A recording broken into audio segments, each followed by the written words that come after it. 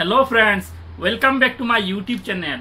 আজি আমি কথা পাতিম আধাৰ কাৰ্ড সম্পৰ্কে। যদি আপুনি এতিয়াও নিজৰ আধাৰ কাৰ্ডখন বনোৱা নাই বা নিজৰ সিম কাৰ্ডখন আধাৰ কাৰ্ডৰ সৈতে লিংক কৰা নাই তেতিয়াহলে আধাৰ কাৰ্ডখন ক'ত বনাব পাৰিব বৰ্তমান অৱস্থাত এই বিষয়ে এই ভিডিঅ'টোত কথা পাতিম। আৰু যদি আপুনি আমাৰ চেনেলত প্ৰথমবাৰ আহি আছে তেনেহলে চেনেলটো সাবস্ক্ৰাইব কৰিব আৰু ভিডিঅ'টো প্ৰথমৰ পৰা শেষলৈ চাই থাকিব।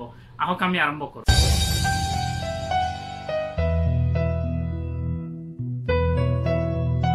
টেলিকম অফ ইন্ডিয়াই ঘোষণা কৰি দিছে যে যিসকল মানুহে নিজৰ সিম কাৰ্ডখন আধাৰ কাৰ্ডৰ সৈতে 31 মাৰ্চৰ ভিতৰত লিংক নকৰে তেওঁলোকৰ সিম কাৰ্ডখন 31 মাৰ্চৰ পিছত বন্ধ কৰি দিয়া হ'ব। আৰু এই ঘোষণাটো আজি কৰা নাই, এই ঘোষণাটো কৰা প্ৰায় 6 মাহ বছৰ দিন হৈ গ'ল। কিন্তু অসমত আমাৰ ম্যাক্সিমাম মানুহৰ আধাৰ কাৰ্ড নাই।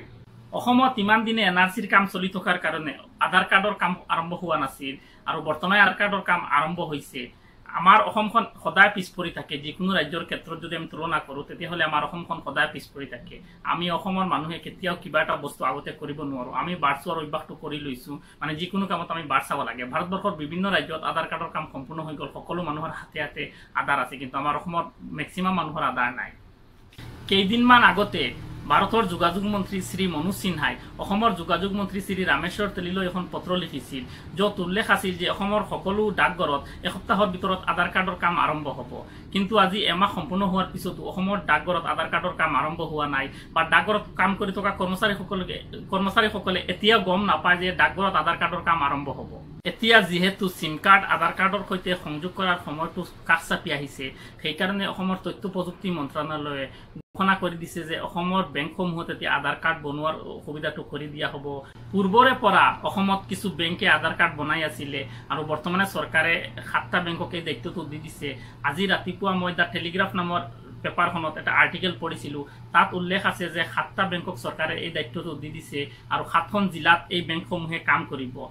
জিলাসমূহৰ নাম আৰু বেংকসমূহৰ নাম মই স্ক্ৰীনত দি দিম, আপোনালোকে তাৰ পৰা পঢ়ি সেই জিলাত যদি আপোনাৰ ঘৰ হয় তেতিয়াহ'লে বেংকত গৈ কোনটো বেংকত যাব লাগে তাত ডিটেইলটো পাই যাব। আৰু বাকী জিলাসমূহৰ কাৰণে ডাকঘৰত আধাৰ কাৰ্ডৰ কাম আৰম্ভ হৈ যাব কেইদিনৰ ভিতৰত, বা ওচৰত থকা বেংকসমূহতো যোগাযোগ কৰিব পাৰে, কাৰণ বেংকত আধাৰ কাৰ্ডৰ কাম চাগে আৰম্ভ হৈ গৈছে। আৰু আধাৰ কাৰ্ডখন বনাই লওক, কাৰণ এতিয়া চৰকাৰী যিকোনো আঁচনিৰ কাৰণে আধাৰ কাৰ্ডৰ প্ৰয়োজন হয়। আৰু যদি আপুনি আপোনাৰ চিমখন বচাব বিচাৰে তেতিয়াহ'লে 31 মাৰ্চৰ আগত চিমখন আধাৰ কাৰ্ডৰ সৈতে সংযোগ কৰিবই লাগিব, নহ'লে চিমখন ডিছকানেক্টেড হৈ যাব। যদি ভিডিঅ'টো চাই আপোনাৰ ভাল লাগে তেনেহ'লে লাইক কৰিব, কমেণ্ট কৰিব, আৰু আমাৰ চেনেলত যদি প্ৰথমবাৰ আহি আছে তেনেহ'লে চেনেলটো ছাবস্ক্ৰাইব কৰিব। ভিডিঅ'টো চোৱাৰ বাবে ধন্যবাদ। আৰু মাজত চেনেলৰ এটা লগো আছে, সেই লগত ক্লিক কৰি চেনেলটো ছাবস্ক্ৰাইব কৰক। আপুনি হাঁহি থাকক, ধেমালি কৰি থাকক, কাৰণ জীৱনটো অকল দুদিনীয়া, আৰু কৈ থাকক জয় আই অসম।